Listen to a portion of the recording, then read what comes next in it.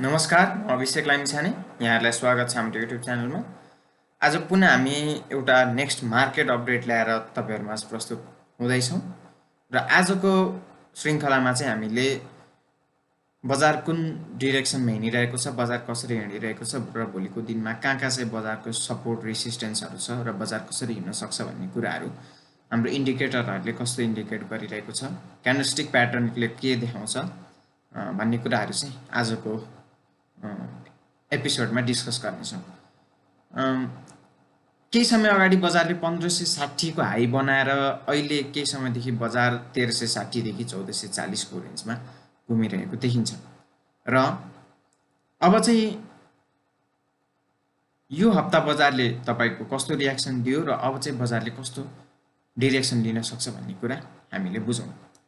बजारमा एउटा trend line देखिन्छ, तपाईको यो लो र यो लो कनेक्ट गर्दाखेरि बजार त्यही ट्रेन्ड लाइनको नजिकै छ। सुरुमा त यसलाई सपोर्ट बनाएर बजार माथि जान सक्छ भन्ने पनि एउटा देखिन्छ। त्यसपश्चात तपाईको यो तपाईको 1300 यो रेन्जमा चाहिँ तपाईको बजारको एउटा राम्रो सपोर्ट छ।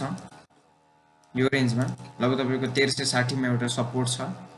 त्यसपछि तपाईको हाम्रो यो भन्दा अगाडि बजारको सपोर्ट भनेको तपाईको 1400 को रेन्जमा साइकोलोजिकल सपोर्ट देखिन्छ, किनभने त्यो रेन्जमा चाहिँ तपाईको 1400 1500 1300 यस्तो रेन्जहरुमा चाहिँ साइकोलोजिकल सपोर्ट र रेसिस्टेन्स हुने गर्दछन्।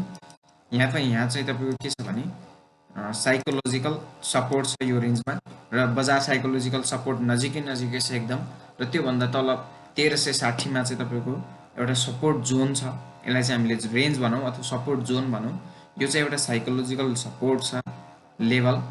अब रेसिस्टेन्सको कुरा गर्ने भने फर्स्ट रेसिस्टेन्स बजारको 1440 को रेन्जमा देखिन्छ। 1440 मा बजारको फर्स्ट रेसिस्टेन्स देखिन्छ, किनभने बजारले तपाईको यहाँनिर 1362 मा टेस्ट गरेर गइसकेपछि यहाँनिर लगभग 1440 भएर बजार अलिकति तल झरेको थियो भने पहिलो सपोर्ट बजारको तपाईको 1440 मा देखिन्छ।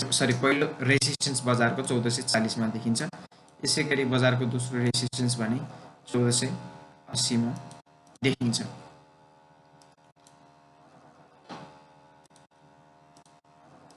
यसैगरी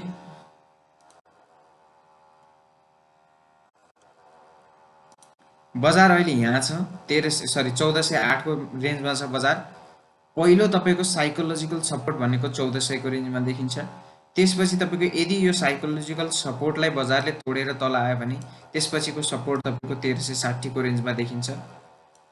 त्यसपछिको यो 1360 को रेन्जको सपोर्ट देखिन्छ। र यदि बजार माथि लाग्यो भने 1400 लेभलको तपाईको साइकोलोजिकल लेभललाई सपोर्ट मानेर बजार माथि गयो भने पहिलो रेसिस्टेन्स चाहिँ तपाईको यो यहाँनिर एकचोटी, यहाँनिर दुईचोटी र यहाँनिर तीनचोटी।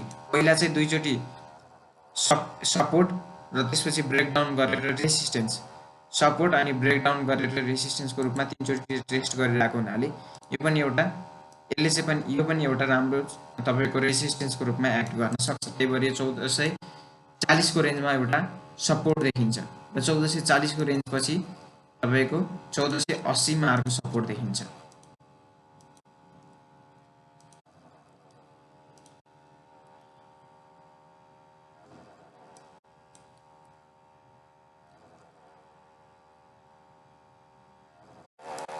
चौध सय 80 मा तपाईको अर्को एउटा रेसिस्टेन्स देखिन्छ। सरी, मैले हजुरहरुलाई सपोर्ट भन्छु, यो रेसिस्टेन्स हो। देखाउँ यहाँ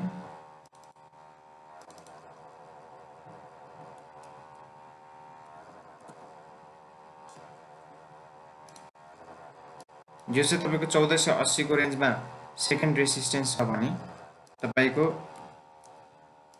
फर्स्ट रेसिस्टेन्स चाहिँ 1440 को रेन्जमा छ।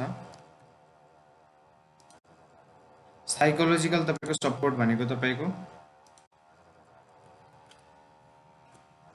साइकोलोजिकल सपोर्ट भनेको 1400 को रेन्जमा छ S1 र तपाईको अर्को नेक्स्ट सपोर्ट जोन भनेको तपाईको 1360 को रेन्जमा देखिन्छ। हो यसरी हामीले सपोर्ट र रेसिस्टेन्स। अब यसमा चाहिँ बजार 1408 मा छ। बजार तपाईको 1408 मा छ।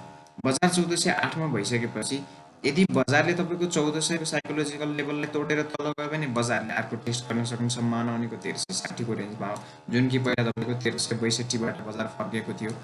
त्यसपछि यदि बजारले तपाईँको यो 1400 को लेभललाई यो लेभललाई तपाईँको सपोर्टको रूपमा माथि गयो भने फर्स्ट रेसिस्टेन्स चाहिँ तपाईँको कहाँ देखिन्छ त 1440 को रेन्जमा देखिन्छ भने दोस्रो रेसिस्टेन्स चाहिँ 1480 को रेन्जमा देखिन्छ। यो भनेको मैले एकदम सर्ट टर्म भ्यू दिइरहेको छु, सर्ट टर्म भ्यू है, यो धेरै लङ टर्म होइन।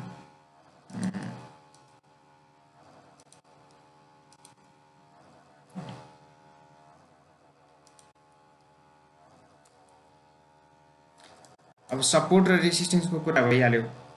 अब त्यसपछि अब क्यान्डलस्टिक प्याटर्नमा जाउँ। क्यान्डलस्टिक प्याटर्नमा जाँदाखेरि तपाईँको यो गत साताको सबैभन्दा लास्टको दिन तपाईँको बेयरिस मारेको जो क्यान्डल फर्म भएको छ भनेको ओपन भएदेखि त्यहाँनिर चाहिँ सेलिङ प्रेसर देखिन्छ। त्यो भइसकेपछि अलिकति बजारमा तपाईँको बेयरिस मोमेन्टम छ भन्ने कुरा हामीले यहाँबाट बुझ्नुपर्छ। बेयरिस तपाईँको बाहुल्य त छ भन्ने कुरा हामीले बुझ्नुपर्छ। हो, त्यो भइसकेपछि अब त्यही अनुसार बजारले कहाँ कुन लेभलको सपोर्टमा कस्तो एक्ट गर्छ भन्ने कुरा अनुसार तपाईँले आफ्नो ट्रेड अथवा इन्भेस्टमेन्टको पोजिसन बनाउन सक्नुहुन्छ। अब हामीले हेरौँ आरएसआई हेरौँ। आरएसआई तपाईँको अहिले कतिको रेन्जमा छ? 52 को रेन्जमा छ आरएसआई। 52 को रेन्जमा आरएसआईलाई 50 भन्दा माथिल्लो लेभलसम्म भएको आरएसआईलाई हामीले पोजिटिभ नै मान्नुपर्छ। हो, त्यो भइसकेपछि आरएसआईले कुनै किसिमको पनि डाइभर्जेन्स अथवा केसीमा केही सिग्नल गरेको छैन। 50 भन्दा माथि भएको आरएसआईलाई चाहिँ हामीले पोजिटिभ नै मान्नुपर्ने हुन्छ। आरएसआईले हामीलाई केही इन्डिकेट गरेको छैन अहिलेसम्म।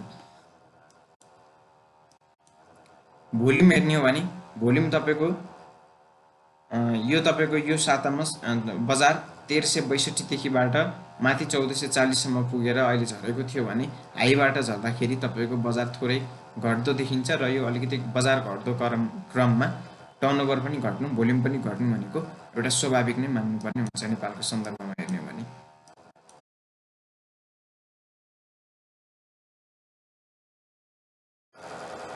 यसै गरी अर्को एउटा टेक्निकल टुल हेरौँ, एक्सपोनेन्शियल मुभिङ एभरेज।